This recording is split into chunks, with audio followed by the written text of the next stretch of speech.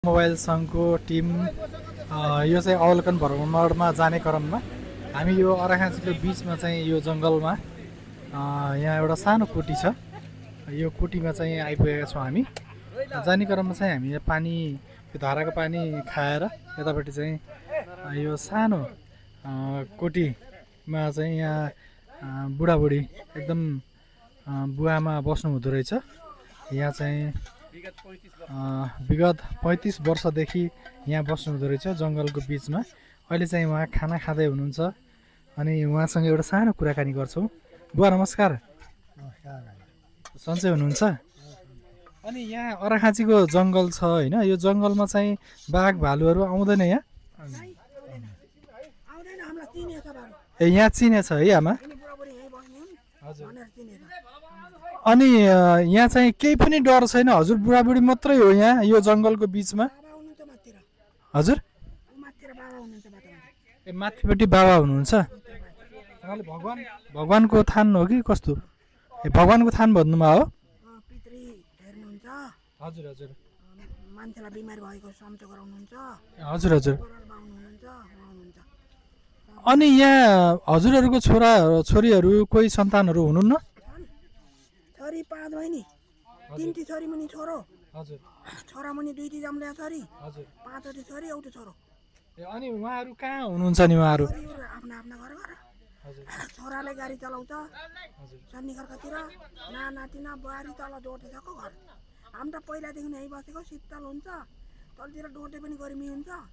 अनि यो जङ्गलको बिचमा यही मात्रै कुटी छ है नि त? अनि यहाँ हजुरहरूलाई डर चाहिँ लाग्दैन? यहाँ आउन त यहाँ बाघहरू भालुहरू आउँछ होला नि, जनावरहरू त है? राति राति हिँडे हिँड्दा अब साँझमा खाना खाइन्छ, सुत्तिन्छ।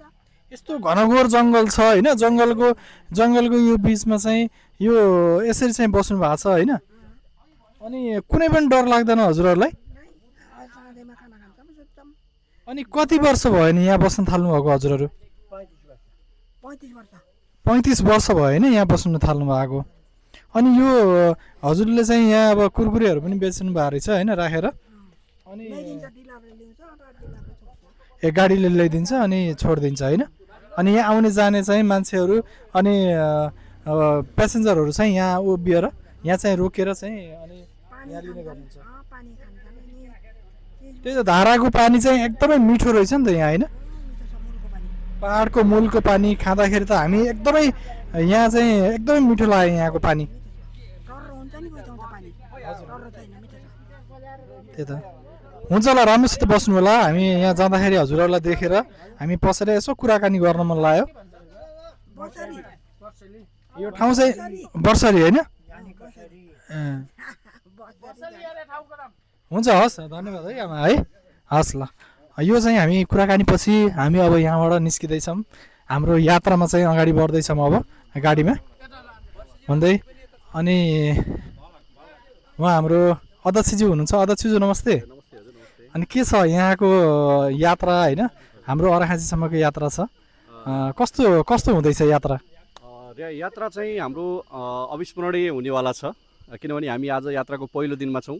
बुटोल मोबाइल सङ्घले व्यवसाय सँगसँगै धेरै यो सामाजिक उत्तरदायित्वका कामहरू गर्दै आइरहेको छ। यो गर्दै गर्दा पनि हामी व्यवसायी साथीहरूलाई चाहिँ व्यवसाय गर्दै गर्दाखेरि हामी एउटा मनोरञ्जनात्मक एउटा क्रियाकलापमा पनि सहभागी हुनुपर्छ र यो अवलोकन भ्रमणलाई पनि हामीले प्राथमिकता दिनुपर्छ भनेर हामीले 10औं एजेन्डाबाट यसरी यो बैठकलाई आह्वान गरिएको थियो र यो बैठकबाट पारित गरेर हामी यो यात्रालाई तय गरेका छौँ। आज हामी पहिलो दिनमा छौँ। हामी यसै गरी यो अर्घाखाँचीको नरपानीमा बासा बसेर दुर्गाफाँट हुँदै हामी पुनः फेरि पाल्पा श्रीनगर फार्म बसेर हामी फेरि बुटोल फर्किनेछौँ। यो मैले भन्दै गर्दाखेरि म मोबाइल सङ्घको अध्यक्षले यो शब्द बोल्दै गर्दा हामी अहिले विशुद्ध कार्य समितिका पदाधिकारी साथीहरूको यात्रा रहेको र आउँदो वर्षमा पुनः सम्पूर्ण सदस्यहरूलाई समेटेर हामीले यात्रा गर्ने तयारी गर्नेछौँ र सबै साथीहरूलाई यसै गरी मनोरञ्जन गराउने प्रयास गर्नेछौँ। यहाँलाई धेरै धेरै धन्यवाद जानकारी गराउनु भएकोमा र यसरी चाहिँ हाम्रो साथीहरूलाई सँगै लिएर जान थाल्नु भएकोमा र अभिभावकको रूपमा भूमिका निर्वाह गर्दै हुनुहुन्छ उहाँले। अब हाम्रो यात्रा चाहिँ अगाडि बढ्दैछ अनि त्यही क्रममा चाहिँ हाम्रो राजेन्द्र पाण्डेज्यू पनि हुनुहुन्छ। नमस्ते हजुर। हामी यो यात्रा चाहिँ अगाडि बढिरहेका छौँ। हामी कुन ठाउँ आयो अरे यो अब चाहिँ सुपा देउराली आइपुग्न लागेका छौँ। त्यसपछि गएर त्यसबाट अलिकति 2-3 किलोमिटर माथि गएर हामी आज बस्छौँ। निकै रमणीय हुनेछ यो यात्रा निकै राम्रो हुनेछ। ल धन्यवाद। राजेन्द्र दाजु पनि आउनु भएको छ र सन्तोषजी आउनु भएको छ। सुमन हाम्रो ह्यान्डसम ब्रदर हुनुहुन्छ सुमन श्रेष्ठज्यू। सुमन श्रेष्ठज्यू नमस्कार हजुर। नमस्ते नमस्ते नमस्ते सबैलाई स्वागत छ विष्णु उपाध्यायजीको यो चाहिँ हाम्रो भ्लगमा भनौँ है। अनि के छ त भन्नुहोस् तपाईँ? यात्रा सुखद र अविस्मरणीय हुँदैछ। अब क्रमशः हामी नयाँ यात्रा सुरु गरिसकेका छौँ। 2-3 दिनको यात्रामा अझ धेरै अविस्मरणीय कुराहरू पक्कै पनि आउनेछ। हामी त्यो एक्सपेक्ट पनि गरिरहेका छौँ। धेरै साथीहरूले रमाइलो गरिरहनु भएको छ। हर्षोल्लासको साथमा चाहिँ उहाँहरूको यात्रा यो अगाडि बढिरहेको छ र यो यात्रा चाहिँ सुखद र सुरक्षित रहोस् यो शुभकामना पनि म व्यक्त गर्न चाहन्छु। यहाँलाई धेरै धेरै धन्यवाद छ सुमन श्रेष्ठज्यू। हामीसँग चाहिँ साथमा हुनुहुन्थ्यो सुमन श्रेष्ठज्यू अनि हाम्रो विकास गौतमजी पनि साथमा हुनुहुन्छ।